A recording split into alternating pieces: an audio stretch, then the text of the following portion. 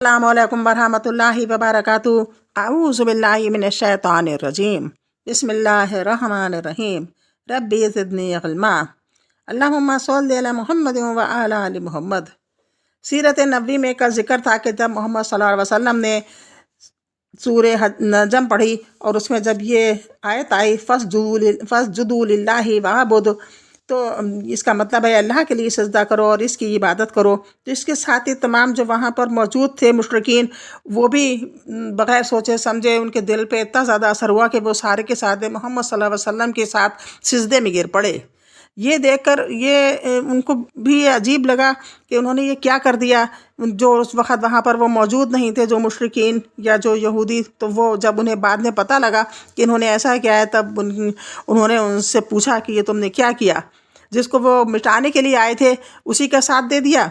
फिर उन्होंने कहा कि नहीं, उन्होंने मोहम्मद सल्लल्लाहु अलैहि वसल्लम पर झूठ गढ़ा और बोले कि ऐसा नहीं था। उन्होंने तो हमें ये उसमें ये पढ़ा था कि ये बुलंद पाया देवियाँ हैं और इनकी शफाअत की उम्मीद की जाती है, तो इस वजह से हमारी देवियों को उन्होंने अच्छा कहा था, इसलिए हम सिजदे में गिर गए थे।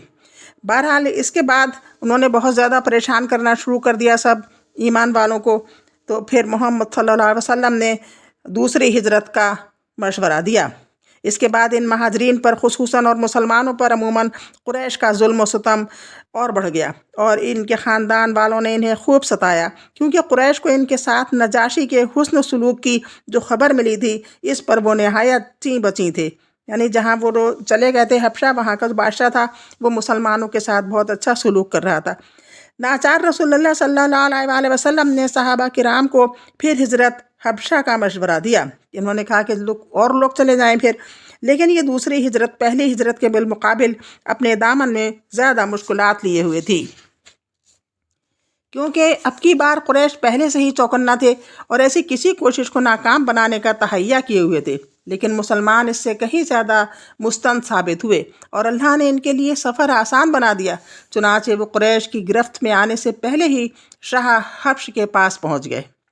इस दफ़ा कुल 82 या 83 मर्दों ने हिजरत की और उनके साथ 18 या 19 औरतें थीं।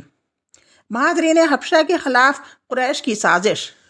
मुशरिकीन को सख्त कलक था कि मुसलमान अपनी जान और अपना दीन बचाकर एक पुरअमन जगह भाग गए हैं।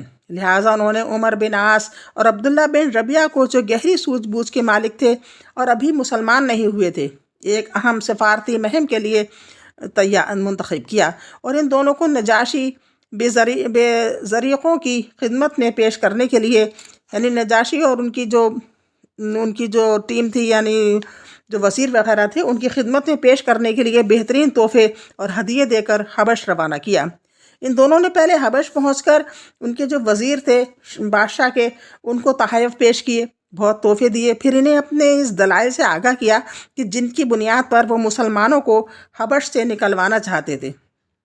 उन्होंने ये बताया कि हम कैसे उनको मुसलमानों के बारे में जब बताया वज़ीरों को, और सारा उनको हबश से वो निकलवाना ही चाहते थे, इसलिए उनको तोहफे लेकर गए थे। जब उनके वज़ीरों ने इस बात से इत्तेफाक कर लिया कि वो नजाशी को मुसलमानों के निकाल देने का मशवरा देंगे, क्या बादशाह को मुसलमानों के निकाल देने का मशवरा देंगे, तो ये दोनों नजाशी के हुजूर हाजिर हुए। वो जो दो लोग उन्होंने भेजे थे वो नजाशी के हुजूर हाजिर हुए और तोहफे तहाइफ पेश करके अपना उन्होंने जो मकसद था वो बयान किया। ऐ बादशाह, जिसका मतलब है बादशाह, आपके मुल्क में हमारे कुछ नासमझ नौजवान भाग आए हैं। उन्होंने अपनी कौम का दीन छोड़ दिया है, लेकिन आपके दीन में भी दाखिल नहीं हुए हैं, बल्कि एक नया दीन ईजाद किया है जिसे ना हम जानते हैं, ना आप हमें आपकी ना आप हमें ना हम जानते हैं, ना आप हमें आपकी खिदमत में इन्हीं की बाबत इनके वालदैन, चचाओं और कुनबे कबीले के अमायदीन ने भेजा है।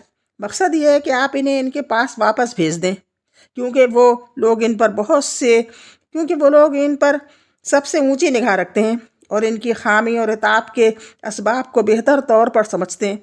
जब ये दोनों अपना बयान कर चुके जो मकसद था, तो उन्होंने वज़ीरों ने कहा, बादशाह सलामत, ये दोनों ठीक ही तो कह रहे हैं, आप इन नौजवानों के इन दोनों के हवाले कर दें, ये दोनों इन्हें इनकी कौम और इनके मुल्क में वापस पहुंचा देंगे। लेकिन नजाशी ने सोचा कि इस کہ اس قضیے کو گہرائی سے سوچنا ہوگا اور اس کے تمام پہلوؤں کو سننا ضروری ہے۔ چنانچہ اس نے مسلمانوں کو بلا بھیجا۔ مسلمان یہ تہیہ کر کے اس کے دربار میں آئے کہ ہم سچ ہی بولیں گے، خواہ نتیجہ کچھ بھی ہو۔ جب مسلمان آ گئے تو نجاشی نے پوچھا، یہ کون سا دین ہے جس کی بنیاد پر تم نے اپنی قوم سے علیحدگی اختیار کر لی ہے؟ لیکن میرے دین میں بھی نہیں داخل ہوئے ہو اور نہ ان ملتوں میں سے کسی کے دین میں داخل ہوئے ہو، یعنی جو بھی پہلے گزرے ہیں اس میں بھی کسی دین پہ داخل نہیں ہوئے ہو۔ مسلمانوں کے ترجمان حضرت جعفر بن ابی طالب رضی اللہ عنہ نے کہا، اے بادشاہ، ہم ایسی قوم تھے جو جاہلیت میں مبتلا تھے۔ ہم بت پوجا کرتے تھے، مردار کھاتے تھے، بدکاریاں کرتے تھے، قرابت داروں سے تعلق توڑتے تھے، پڑوسیوں سے بدسلوکی کرتے تھے، اور ہم میں سے طاقتور کمزور کو کھا رہا تھا۔ ہم اسی حالت میں تھے کہ اللہ نے ہم ہی میں سے ایک رسول بھیجا۔ اس کی عالی نسبی، سچائی، امانت اور پاک دامنی ہمیں پہلے سے معلوم تھی۔ اس نے ہمیں اللہ کے طرف بلایا اور سمجھایا کہ ہم صرف ایک اللہ کو مانیں اور اسی کی عبادت کریں، اور اس کے سوا جن پتھروں اور بتوں کو ہمارے باپ دادا پوجا کرتے تھے انہیں چھوڑ دیں۔ اس نے ہمیں سچ بولنے، امانت ادا کرنے، قرابت جوڑنے، پڑوسی سے اچھا سلوک کرنے اور حرام کاری اور خون ریزی سے باز رہنے کا حکم دیا، اور فواحش میں ملوث ہونے سے، جھوٹ بولنے، یتیم کا مال کھانے اور پاک دامن عورتوں پر جھوٹی تہمت لگانے سے منع کیا۔ اس نے ہمیں یہ بھی حکم دیا کہ ہم صرف اللہ کی عبادت کریں، اس کے ساتھ کسی کو نہ شریک کریں۔ اس نے ہمیں نماز، روزہ اور زکوٰۃ کا حکم دیا۔ اسی طرح حضرت جعفر رضی اللہ عنہ نے اسلام کے کام گنائے، پھر کہا، ہم نے اس پیغمبر کو سچا مانا، اس پر ایمان لائے اور اس کے لائے ہوئے دین خدا بندی میں اس کی پیروی کی۔ چنانچہ ہم نے صرف اللہ کی عبادت کی، اس کے ساتھ کسی کو شریک نہیں کیا، اور جن باتوں کو اس پیغمبر نے حرام بتایا انہیں حرام مانا، اور جن کو حلال بتایا انہیں حلال جانا۔ اس پر ہماری قوم ہم سے بگڑ گئی، اس نے ہم پر ظلم و ستم کرنا شروع کر دیے اور ہمیں ہمارے دین سے پھیرنے کے لیے فتنے اور سزاؤں سے دوچار کیا، تاکہ ہم اللہ کی عبادت چھوڑ کر بت پرستی کی طرف پلٹ جائیں، اور جن گندی چیزوں کو حلال سمجھتے تھے انہیں پھر حلال سمجھنے لگے۔ جب انہوں نے ہم پر بہت قہر و ظلم کیا، زمین تنگ کر دی اور ہمارے درمیان اور ہمارے دین کے درمیان روک بن کر کھڑے ہو گئے، تو ہم نے آپ کے ملک کی راہ لی اور دوسروں پر آپ کو ترجیح دیتے ہوئے آپ کی پناہ میں رہنا پسند کیا، اور یہ امید کی کہ اے بادشاہ، آپ کے پاس ہم پر ظلم نہیں کیا جائے گا۔ نجاشی نے کہا، وہ پیغمبر جو کچھ لائے ہیں اس میں سے کچھ تمہارے پاس ہے؟ حضرت جعفر رضی اللہ عنہ نے کہا، ہاں۔ نجاشی نے کہا، ذرا مجھے بھی پڑھ کر سناؤ۔ حضرت جعفر رضی اللہ عنہ نے سورہ مریم کی ابتدائی آیات تلاوت فرمائی۔ نجاشی اس قدر رویا کہ اس کی داڑھی تر ہو گئی۔ نجاشی کے تمام اسقف بھی، یعنی جو اس کے ماتحت تھے، وہ بھی جعفر رضی اللہ کی تلاوت سن کر اس قدر روئے کہ ان کے صحیفے تر ہو گئے۔ پھر نجاشی نے کہا کہ یہ کلام اور وہ کلام جو حضرت عیسیٰ علیہ السلام لے کر آئے تھے، دونوں ایک ہی شمع دان سے نکلے ہوئے ہیں۔ اس کے بعد نجاشی نے عمرو بن عاص اور عبداللہ بن ربیعہ کو مخاطب کر کے کہا کہ تم دونوں چلے جاؤ، میں ان لوگوں کو تمہارے حوالے نہیں کروں گا، اور نہ یہاں ان کے خلاف کوئی چال چلی جا سکتی ہے۔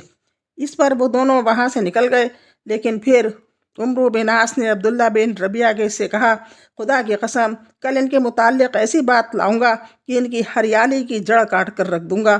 عبداللہ بن ربیعہ نے کہا، نہیں، ایسا نہ کرنا، ان لوگوں نے اگرچہ ہمارے خلاف کیا ہے لیکن ہیں بہرحال ہمارے اپنے ہی کنبے کے قبیلے کے لوگ۔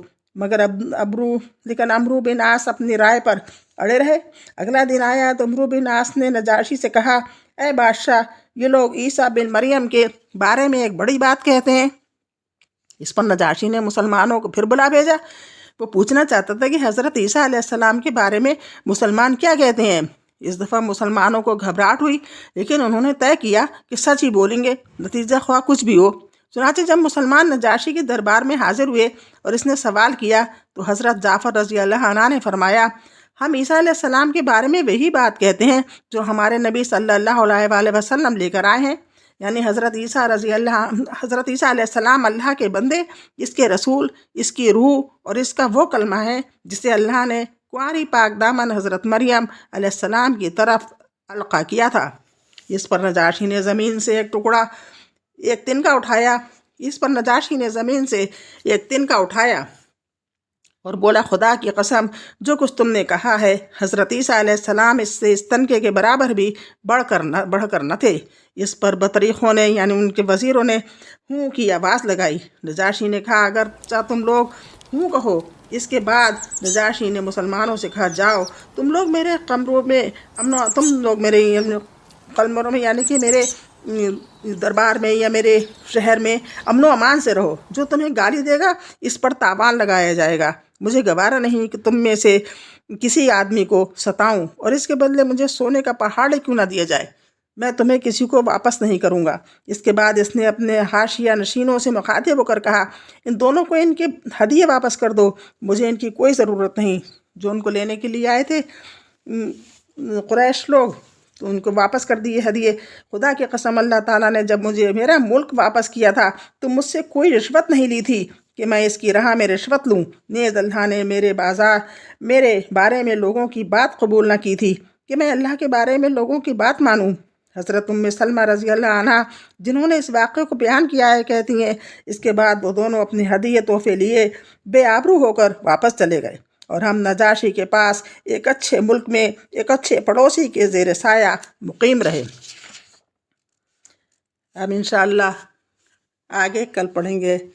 کل سنیے، اتنا ہو گیا بس، آپ غور سے سن لیجیے اور دیکھیے کیا کیا آگے آتا ہے۔ اللہ حافظ۔